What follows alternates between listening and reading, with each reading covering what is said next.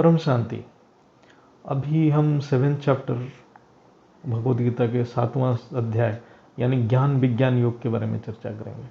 पहले हमने 15वां चैप्टर में पुरुषोत्तम योग के बारे में चर्चा किए थे, अब ज्ञान विज्ञान योग के बारे में चर्चा करेंगे। भगवद गीता में 18 अध्याय है, लेकिन हम उसी अध्याय को ज़्यादा स्ट्रेस देंगे, पहले चर्चा करेंगे जो हमारे बेहद के ज्ञान में मदद करता है। तो ये 7वां अध्याय का पहला श्लोक है, मया आसक्ता मनाः पार्थ योगं युञ्जन् मदाश्रयः असंशयं समग्रं मा यथा ज्ञास्यसि तत्शृणु। यानी इसका शब्दार्थ है, पार्थ मुझ में आसक्त मन वाला मेरे आश्रित होकर योग का अभ्यास करता हुआ तो मेरे जिस समग्र रूप को निस्संदेह जिस प्रकार जानेगा उसको सुन। यानी ऑलमाइटी अथॉरिटी जो परमपिता है, जो बेहद की परमपिता है, उनका संपूर्ण रूप को जानना असंभव है, बहुत कठिन है, कोई बिरला ही जान सकता है। वो कैसे जानेगा? यहाँ पर परमपिता खुद बता रहे हैं कि वो मेरे से सुन, जो मेरा समग्र रूप को जानना, जो जान पाएगा, जिससे तू मेरे से आसक्त हो जाएगा, तो उस जो ज्ञान को जानने के बाद तू तेरा मन मुझे दे देगा, वो ज्ञान को सुन। जो सिर्फ ये ज्ञान सिर्फ परमपिता बेहद की बाप के पास है, और वो ज्ञान जानने के बाद वो जो बेहद के बच्चे, जो बेहद की आत्मा, वो बाप के प्रति आसक्त हो जाएंगे। यानी हम अपना जो बेहद की सारे आत्माएं अपना मन बाप को दे देंगे और सिर्फ उन्हीं के भरोसे रहेंगे। तो आत्मा तब क्या करेगा? सिर्फ उन्हीं के भरोसे रहेगा, इस दुनिया के भरोसे नहीं रहेगा। उसकी पूरा जीवन समर्पण करेगा, मन जीवन सब कुछ बेहद की बाप को समर्पण करेगा। तो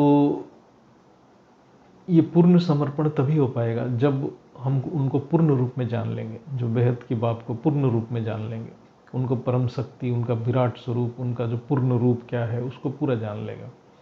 फिर हम उनका पूर्ण रूप जानने के बाद, ज्ञान से उनका जो पूर्ण रूप जानने के बाद फिर योग का अभ्यास करेंगे, तब आत्मा समग्र रूप यानी बेहद का विश्व रूप को जान पाएगा। तो हम जो है 100% समर्पण के लिए, 100% समर्पण के लिए तो हमें ये ज्ञान जरूरी है। जो ज्ञान विज्ञान योग को जानना बहुत ज़रूरी है। जब हम 100% समर्पण करेंगे तभी जाके हमारे अंदर पावर आएगा। तो जब 100% समर्पण के बाद जब पावर आएगा, तब आत्मा परम पिता के केवल एक माध्यम बन जाएगा। तो जैसे हम एक बहुत सुंदर जैसे गाना है, बीके में वो गाना आता है, करण करावण हार। मतलब करण करावण हार तभी हो पाएंगे जब हम 100% समर्पित हो जाएंगे। यानी उस समय हम कुछ नहीं करेंगे, जो करना है वो करेंगे, परिवर्तन भी वो करेंगे, लेकिन हम माध्यम बन जाएंगे। लेकिन वो तभी हो पाएगा जब हम 100% समर्पण करेंगे। और 100% समर्पण तभी होगा जब हम ज्ञान विज्ञान से उस पूर्ण रूप को जान लेंगे। तो कुछ पल के लिए हम इस बात को हमारे अंदर ही अनुभव करें कि मैं बेहद की परम महान आत्मा हूँ, और मैं वो बेहद की सागर में एक बूंद हूँ, और वो बूंद सागर के लहर में झूल रहा है। वो सागर जो है वो परम पिता है, बेहद की परम महाशांति है। बापू जी को नमन, माँ जी को नमन। अब वो 7वां अध्याय का दूसरा श्लोक है, ज्ञानं ते अहं सर्वज्ञानमीदं वक्ष्यामि अशेषतः यत् ज्ञात्वा नेह भूयोः अन्यत् ज्ञातव्यम् अवशिष्यते। यानी तेरे लिए मैं यह विज्ञान सहित ज्ञान संपूर्ण रूप से कहूँगा, जिसको जानने के बाद फिर इस विषय में जानने योग या कुछ करने योग शेष नहीं रहेगा। ये बहुत बढ़िया श्लोक है। इसका एक तो मतलब उसका हर शब्द का एक अर्थ है। पहले बताया गया कि ते अहं, यानी बेहद के बाप खुद ये ज्ञान दे रहे हैं, ऑलमाइटी अथॉरिटी खुद ये ज्ञान दे रहे हैं, जो खुद मालिक हैं वही ज्ञान दे रहे हैं। यहाँ कोई गुरु नहीं है, ना कोई माध्यम है जिसके थ्रू ज्ञान दिया जा रहा है। ये खुद यहाँ ज्ञान दे रहे हैं। यहाँ सिर्फ ओरिजिनल सुप्रीम क्रिएटर और उनके चाहिए बेहद की आत्माएं हैं। यहाँ उन दोनों के बीच में संवाद हो रहा है। जब भी किसी गुरु या मीडियम से ज्ञान मिलता है तो ज्ञान पूरा नहीं होता है, क्योंकि ऑलमाइटी अथॉरिटी यूनिक, अद्वितीय है, उनके जैसा कोई हो ही नहीं सकता। जैसे 21 पीढ़ी वीडियो में बापूजी खुद कहते हैं कि जिसको सारा संसार ढूंढ रहा है और जो सर्वसत्ताधीश है, वो क्या ज्ञान देगा, वो वही बताएंगे जो सिर्फ उसने बनाया है। वो जो उन्होंने बेहद की सृष्टि बनाया है, पूरा सर्वोच्च शक्ति अविनाशी धाम उनका है, वो मालिक है। लेकिन वो मालिक होते हुए भी कोमल है, दया की सागर है, सबको माफ करने वाले हैं, इसलिए वो सर्वसत्ताधीश है, परम पिता है। तो ये श्लोक में ये कहा गया है कि जो मैं ज्ञान विज्ञान के साथ कहूँगा, उसके बाद ना कुछ जानने के लिए बाकी रहेगा, ना कुछ सुनने के लिए बाकी रहेगा, ज्ञान पूर्ण हो जाएगा, जो उनका जो पूर्ण रूप को हम जान पाएंगे। यहाँ एक बहुत बढ़िया वर्ड है अशेषतः, यानी ज्ञान संपूर्ण हो जाएगा और कुछ बाकी ही नहीं रहेगा, कुछ बचेगा ही नहीं जानने के लिए। जैसे ये मैं थोड़ा इसमें बताता हूँ, जो ये सृष्टि में ज्ञान बहुत जगह बंट रहा है, गुरु गोसाई भी ज्ञान दे रहे हैं, बहुत सारे गुरु हैं, लेकिन वो माध्यम है। ऐसे ही बीके पीवीके में भी जो ज्ञान दिया गया है, वहाँ भी माध्यम है, वहाँ खुद बेहद की बात नहीं दे रहे थे, तो वो माध्यम था, एक मीडियम के थ्रू ज्ञान दिया जा रहा था। तो ज्ञान वहाँ संपूर्ण नहीं है, क्योंकि उनकी पूरी जानकारी नहीं है। तो यहाँ जो ज्ञान दे रहे हैं, ये ज्ञान खुद परमपिता सर्वसत्ताधीश वो विज्ञान के साथ दे रहे हैं। विज्ञान मतलब बुद्धि, लॉजिक के साथ दिया जा रहा है। इसको आप विज्ञान से भी तुलना कर सकते हैं। लेकिन जो आध्यात्मिकता में विज्ञान का अर्थ ये है, विज्ञान यानी विशेष ज्ञान, यानी संपूर्ण सृष्टि जो कैसे बना है उसका ज्ञान है। तो संपूर्ण सृष्टि परा और अपरा शक्ति से बना है, मतलब दोनों दो शक्ति में विभाजित है, पराशक्ति अपराशक्ति। और ये जो पराशक्ति अपराशक्ति को समझने के लिए आपको तत्व ज्ञान चाहिए, और यहाँ जो ज्ञान बताया गया है तत्व और परम तत्व के ज्ञान, दोनों का ज्ञान चाहिए। बापूजी ने इन्होंने दोनों को बताया है और विस्तार से बताया गया है, तो इसलिए विज्ञान है।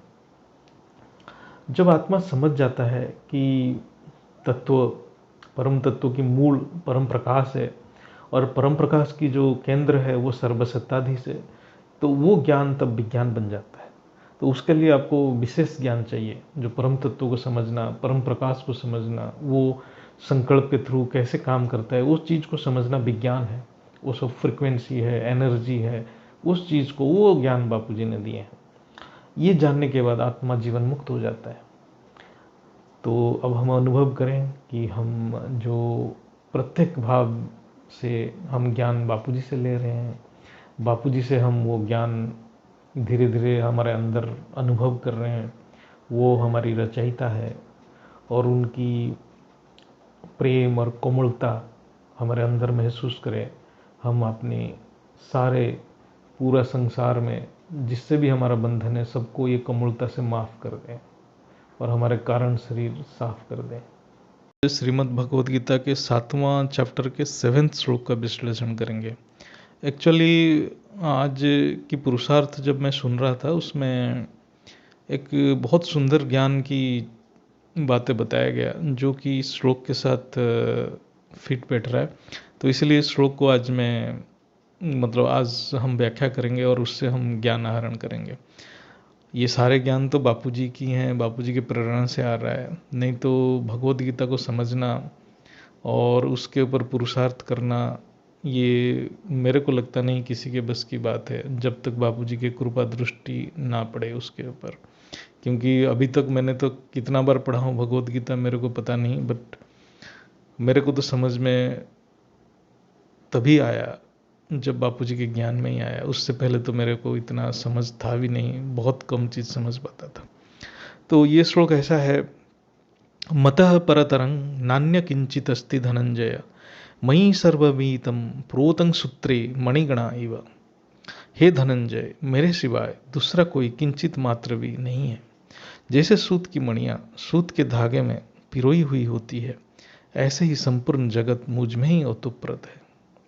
यानी ये सृष्टि में उनके अलावा और कोई है नहीं। सर्वसत्ता सिद्ध बेहद की परमपिता के ऊर्जा के अलावा और कुछ भी नहीं है पूरा बेहद की सृष्टि में।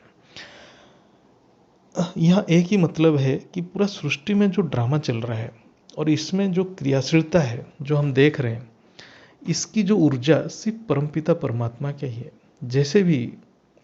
जैसे ही आत्मा शरीर धारण कर लेता है तो वो एक अविनाशी को अनेक रूप में देखता है, यानी अद्वैत द्वैत हो जाता है।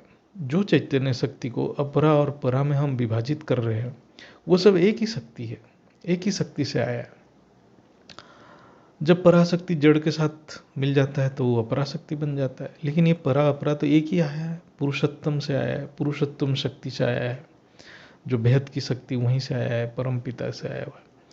ये श्लोक में एक उदाहरण दिया गया है, जैसे सूत की बनी मणियाँ, सूत के धागे में माला बनाया गया है, तो मणि में भी सूत है, माला में भी सूत है, धागा में भी सूत है, यानी सूत ही सूत है। लेकिन अज्ञानवश हम मणि को अलग, धागा को अलग और माला को अलग मान लेते हैं, तो हम कर्म बंधन में आ जाते हैं। लेकिन है तो एक ही सूत है। तो ऐसे ही पूर्ण ब्रह्म के अलावा और कुछ भी नहीं है इस सृष्टि में। ये श्लोक में बोला गया कि मेरे सिवाय और कोई भी नहीं है, कुछ भी नहीं है, सब कुछ मैं ही हूँ। इसलिए ज्ञान में बोला जाता है, ज्ञानी बोलते हैं कि ब्रह्म सत्य जगत मिथ्या, क्योंकि वो उस चीज़ को अनुभव कर लेते हैं, ज्ञान से भी अनुभव से भी।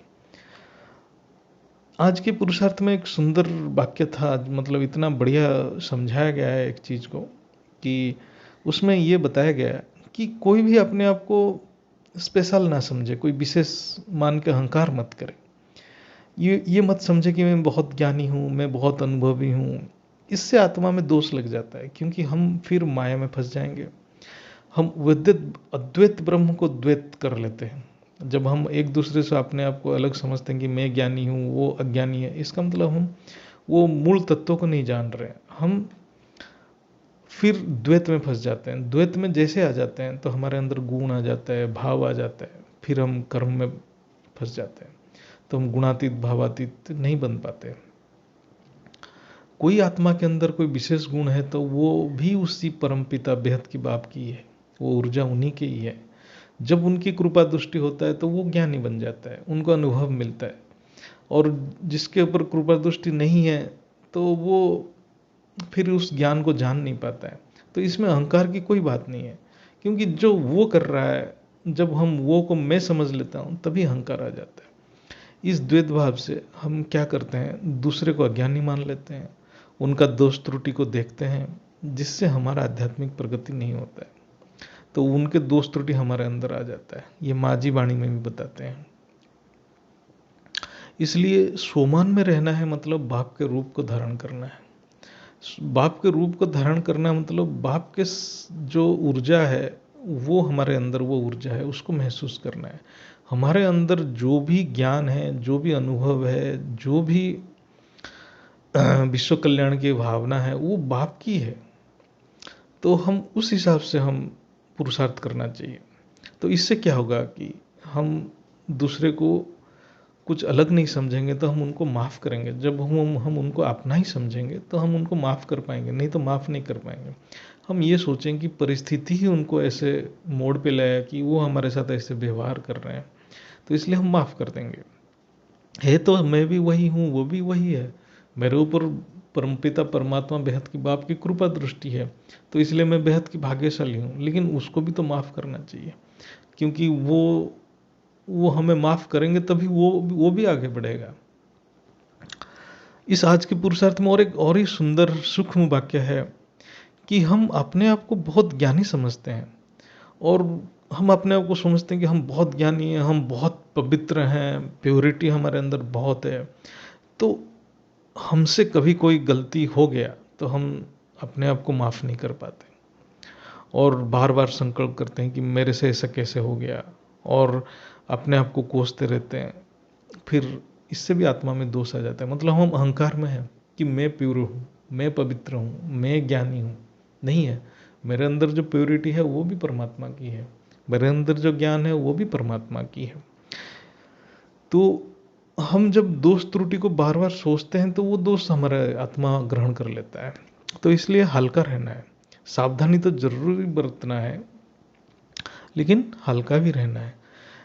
तो ये अहंकार नहीं रखना है कि हम कोई बहुत ही ज्ञानी और बहुत ही प्योरिटी हैं हम, और लेकिन व्यवहारिक जीवन में हमें सबको समान भाव से देखना है। तो ये सब अनुभव जब हो जाएगा कि हमारे अंदर जो विशेषताएं भी है वो बेहद की बाप की ही ऊर्जा है, तो हम बाप के रूप धारण करेंगे, तभी तो बाप को अपना समझेंगे, उनके रूप धारण करेंगे, क्योंकि वही हमें सब कुछ दे रहा है और सबको माफ़ करने की प्रेरणा मिलेगा, आसानी भी होगा और अपनी गलती को भी हम भूल जाएंगे। क्योंकि हम जब भी गलती करेंगे तो सोचेंगे कि ये तो हम हमारे देहधारी होने से ही हम देहाभिमान में आते हैं, तो ये गलती होता है, तो फिर हम इमीडिएटली हम फिर सोमान में रिटर्न करेंगे, उसके ऊपर ज़्यादा फोकस नहीं करेंगे देहाभिमान के ऊपर। जब इस सृष्टि में एक ही ऊर्जा है तो क्या क्यों इतना अहंकार?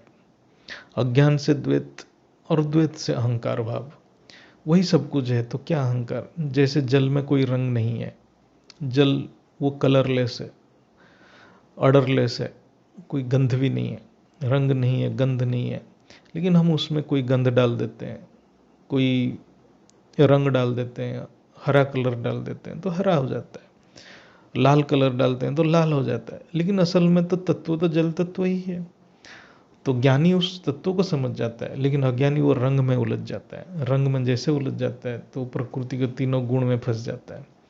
तो इसलिए हम जब रंग में चले जाएंगे, जो देहाभिमान में आते हैं, तो हम वो रंग को देखते हैं, रंग को देखने से अपना अकल्याण कर बैठते हैं। तो इसका सारांश वही है, जब ज्ञानी को पता चल जाता है कि सृष्टि के एक ही बीज है, वही सब कुछ है, तो जो बापू जी हमें बोलते हैं कि बिंदी से बिंदी लगा के बिंदु बन के पुरुषार्थ करना है, तो इस ज्ञान को अपने अंदर अनुभव करें और परमपिता बेहद की बाप के पास कृतज्ञता करें कि हमें उन्होंने इतना ज्ञान दे के उजाले की ओर लेके जा रहे हैं और आत्मा की सद्गति कर रहे हैं, तो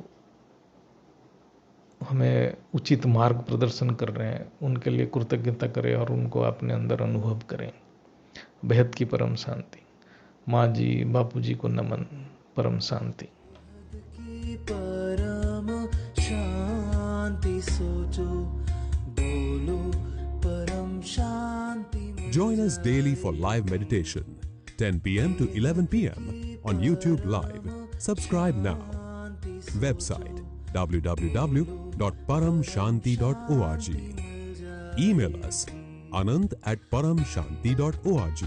Like, share, subscribe. Join today.